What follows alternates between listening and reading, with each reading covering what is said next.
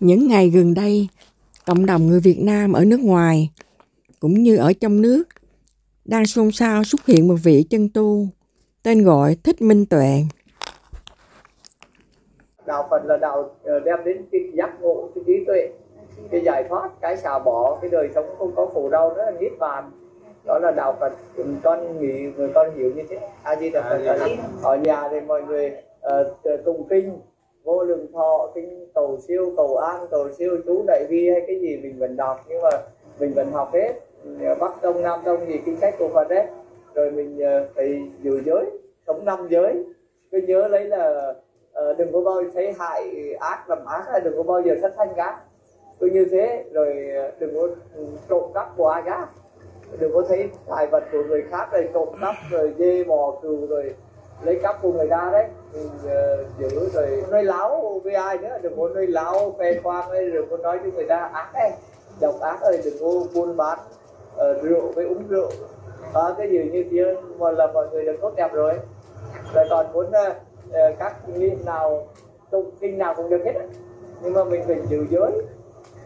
Giữ giới như thế, cái luật rồi mình muốn giữ cao hơn đó, thì mình học những giới cao hơn.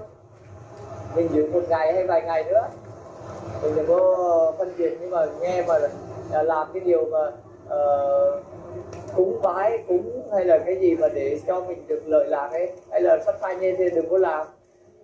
Liên quan đến chẳng hạn như là những cái người mà có tu hành, có giữ giới luật tu hành thì gặp đi ngang thì cho bắt cơm, có củ khoai hay là chai nước gì đó như thế là, hay là gói mì gói đồ chay đấy, như thế là tốt đẹp rồi. Chứ cũng không phải là đi tới rồi khuyên nó là cho nhiều tiền ở trong này rồi được tiền không phải, không cần tiền bạc gì. Mình là cho những cái thứ mà như con đi tu hành như thế này chỉ cần cho mọi người bố thí cho một cái bữa cơm buổi sớm đủ no để ăn tu hành thôi, chứ tiền bạc không cho nữa. Thì cái đấy là theo con nghĩ thì cho một bát cơm này chắc cũng không ảnh hưởng gì tới cái tài sản của mọi người. Thế cho con hỏi nữa một câu là cái nào là tránh và cái nào là tà? Tà là đem lại cái lời ác khổ đau cho mình với cho người khác là tà, đem lại những cái lời mà không theo giới luật đấy, đem lại như là xui dơ thành trộm cắp, tà dâm sát sanh trộm cắp, đó là tà. Ngược lại là tà đạo. Dạ, còn mà khi mà họ bày cho mình con đường mà tránh đạo là không có sát sanh, không có trộm cắp, không có tà dâm, không có nói láo, không có uống rượu uống bia, đó là tránh. Nhưng mà ai mà bày cho mình ngược lại cái là mình nói là tà. A Di Đà Phật, A Di Đà Phật. Chẳng hạn như là giờ mà con đang đi tu hành là giữ giới không lấy tiền bạc, nhưng mà ai đem tiền bạc rồi mời mình lấy tiền bạc, ép mình lấy tiền bạc, đó là không tốt, để tà.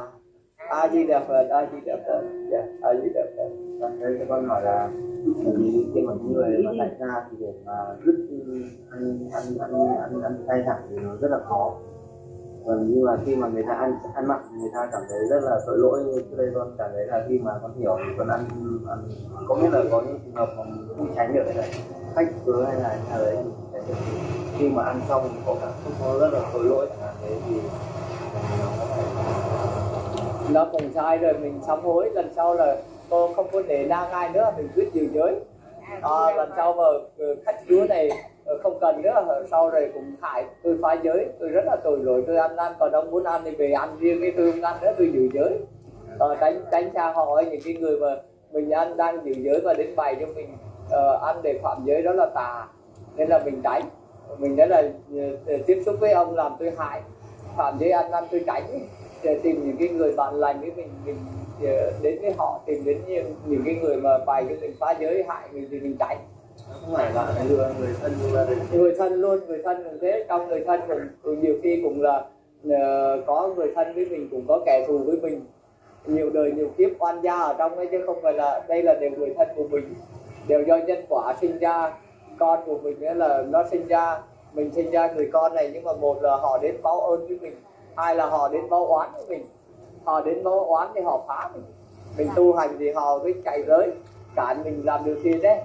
Đó là khi đó thì mình cũng phán đấy là cái người này chuyên làm ác như thế này, đi sang người khác, tránh ra mình nói là ông muốn ăn thì ăn, như con đi tu hành ấy, họ cũng rủ con ăn thịt uống rượu, con cũng nói với họ đấy là rượu thịt các người muốn có thì muốn cứ ăn, nhưng mà đừng ép người khác ăn. Mình không ăn thì thôi, không có ép, không có nói, mà nếu mà họ ở chung với họ không được thì mình tránh ra. Như con ở chung với họ mà nói họ không nghe thì con đi tu, con ở ngoài ấy, con ăn mình chả liên quan gì tới ai nữa. Con không có cần mọi người có thịt rượu thịt thì muốn uống thì muốn uống, muốn ăn thì muốn ăn, cấm ép người khác. Tự mình làm. Còn mình muốn ăn cay thì mình ăn cay, mình muốn uống rượu thì mình uống, mình muốn làm là việc của mình muốn tu hành thì việc của mình, nhưng người khác cũng không đem đến. Chẳng hạn như giờ con không có tiền có bạc gì mà đem một cục thịt tới rồi ép ăn, xong rồi bắt con trả tiền đâu được, đúng không? Hay là để phạm tội đâu được. Mình đang ngồi tu hành và họ đem ép cho mình ăn để mình phạm giới, mình có tội với họ đấy. Những cái người như thế thì mình thấy không ấy thì mình cũng tránh ra. Rồi mình hồi hướng công đức cho họ đấy, mong cho họ được hạnh phúc, điều tốt đẹp. Chứ giờ họ mình thì không uống rượu, họ cứ thích uống rượu thôi. Ông đi tìm người mà hay uống rượu với ông đi, ông ấy là tôi ra bãi chỗ vắng vẻ tôi ngồi, chỗ yên tĩnh tôi ngồi thì mình mới tránh được. Cho họ thì cứ uống ấy, tôi làm ấy rồi nghiệp họ mang. Mình hiểu được như thế đấy, mình tránh. Kể cả người thân ở đời á, có nhiều người thân thì không tốt với mình đâu, có nhiều người không người thân thì lại rất là tốt với mình. Tại vì con sống, con đi khất thực như thế này, con biết nhiều cha mẹ mình nhiều khi đâu có cho tốt ra ngoài đường, không phải cha mẹ mình, nhưng mà họ vẫn đi khất thực, họ vẫn cho mình đầy đủ những cái đồ mà giống như họ cho con của họ mà. A Di Đà Phật. Nên là mình quán ai cũng là cha mẹ của mình cả, mình không có phân biệt đây là người thân. Nhưng mà khi mình xét một cái là ai mà làm cho mình phạm giới luật mà Phật dạy đấy, làm cho mình ăn năn lập ác á, là mình nói là đây là mình nên tránh. Còn người mà xa lạ mình mà bày cho mình tu hành, giữ giới tu hành, khuyến khích cho mình, giúp đỡ mình nói là đây là người tốt với mình nên học. Chứ không phải là người thân cũng có khi bày sai và cũng có khi bày đúng. Mà cái người không thân ở đâu tự nhiên lại họ lại cho mình cái tốt đẹp, mà cũng có là cho mình sai. Nên là mình cũng không có nhất thiết mà mình căn cứ là giới luật. Những cái người đồng giới với mình tu hành và họ đem đến cái thiện lương cho mình đấy, cái hướng tốt đẹp, cái giới, cái tuệ thì mình học. A Di Đà Phật, A Di Đà Phật. A Di Đà Phật. Thầy cho con hỏi là con nghe nói là Phật ngày xưa là có cho phép ăn 3 loại thịt tam tịnh nhục, tức là không nghe thấy con vật bị giết, không nhìn thấy con vật bị giết và không nghi con vật bị giết cho mình. Đấy thì con xin hỏi thầy là như con mua thịt ở ngoài chợ, người ta đã giết sẵn về ăn thì có dính vào có thuộc vào 3 loại thịt tam tịnh nhục đó không? Cái này là Phật đó, giờ con là không phải là sống với thời Phật cũng không nghe được trực tiếp cái câu này, nhưng mà thầy cứ thực hành một cái chẳng hạn như giờ thầy tu thiền, có môn đó cứ ra rồi về ăn thiền rồi tu hành để xem thiền định của mình nó có dục không đó. Nếu mà nó đúng thì nó là đúng, nếu mà nó là ta không nghe không nghi không thấy đấy, ta ăn mà nó không khởi dục nữa. A Di Đà Phật. Với một điều nữa con xin hỏi là con có tụng kinh Địa Tạng ở nhà thì con thấy có nguồn tin thì nói rằng là kinh Địa Tạng là giải nghiệp rất tốt, nhưng lại có nguồn tin thì lại nói rằng là kinh Địa Tạng là chỉ dùng để tụng cho người chết.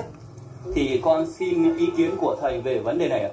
Kinh Địa Tạng này phát nguyện độ cho tất cả chúng sanh, phát nguyện to lớn đấy.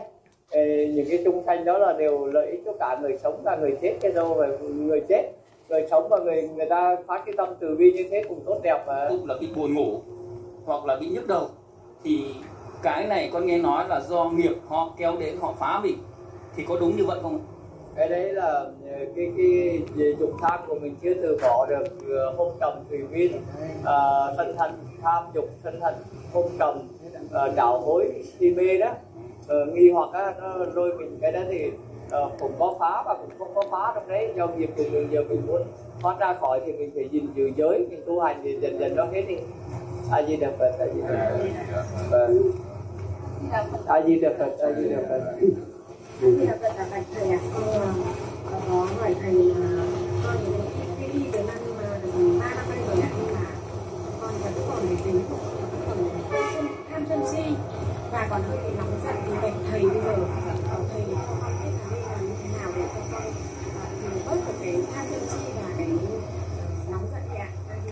A Di Đà Phật. Tham, muốn bỏ được tham thì phải quán bất tinh, sống xả bỏ tham sân hận thì phải tu tập cái tâm từ bi, thương yêu tất cả mọi chúng sanh, đừng có làm hại ai cả. Cái tinh vật nữa là thương yêu kẻ thù của mình cũng giống như cha mẹ mình đấy, tập cái đấy. Còn cái si mê thì quán nhân duyên, có cái này có cái kia, cái này có cái kia có, quán 12 nhân duyên đó thì dần dần để bỏ si mê đấy, cánh kiến không có tránh.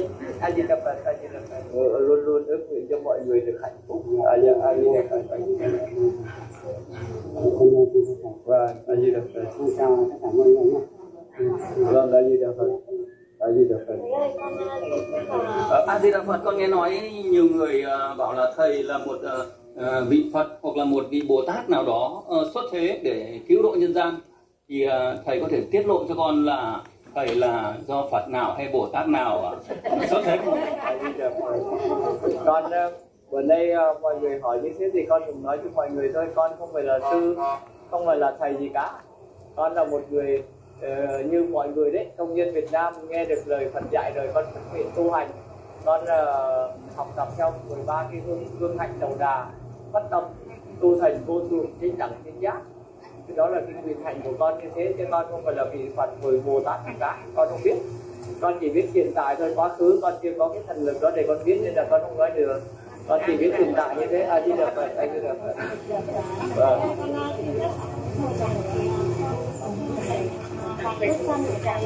Thế nhưng mà thời gian này thì con đã ra đến lần tìm con thầy có quay một số bài video vào phần trai ra thì mọi khi là để cái video để cho mọi người hiểu cái pháp thì con xin được phép học với thầy. A Di Đà Phật. Mọi người muốn quay video mà thấy đem lại hạnh phúc vui vẻ cho mình á thì đem lại cái video.